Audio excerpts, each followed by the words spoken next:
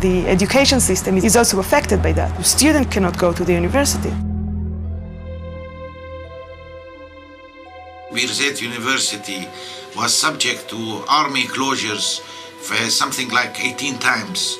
The longest closure was during the first Intifada. For 5 years, we could not set foot on campus.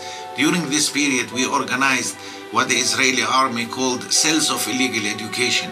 We were teaching in apartments, in rented flats, in churches, in mosques, in gardens, in cars, and we kept our infrastructure. Even this attempt to minimize the damage and to keep the university going, they attempted to crush it.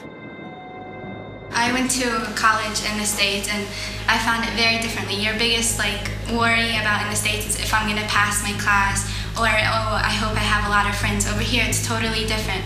You have to worry, oh my God, would I be able to get to school? Is there going to be a checkpoint? Is there going to be a demonstration? Am I going to get shot at? Is there going to be tear gas? So it's like completely different. Here it's just like you don't know if you're gonna live or you're gonna die, you know? You're going to school as if you're going to fight a war.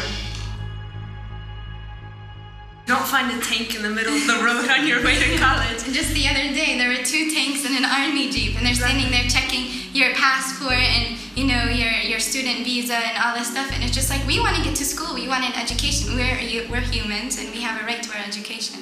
In places like the United States, people cannot understand what's going on because simply the experience is beyond their frame of reference. I can't study at night because my bedroom light is going to be open and it's across the street from their settlement. They shot at me. I was reading my biology book. I was studying for my midterm, and my mom and dad are like, no, get out of the room because they started shooting. I was like, no, Mom, I want to get an A in the class. Let me study.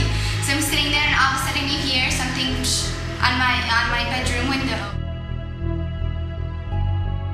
I was just like, okay, maybe I should go downstairs. I couldn't study for my test. It's like, I tell my American friends, I was like, do you understand what I'm going through? The amazing thing is not that you have cases of suicidal students. The amazing thing is the bulk of them, they try to carry on in the middle of this mess as if life is normal, as if they want to celebrate their graduation and they want to build their life and they want to carry on. That's the other part of the coin. The root problem here is occupation. Everything else emanates from there.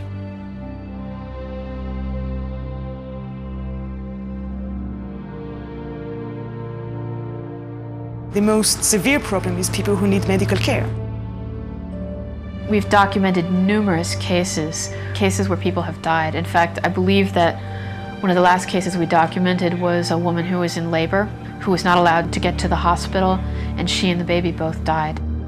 If people like that, if people who are really sick and really need to go to hospitals cannot do that, so I think you can imagine what happened to regular people that just want to go to work, just want to go to do some shopping, or even just visit friends. It's like living in a prison, a gigantic prison.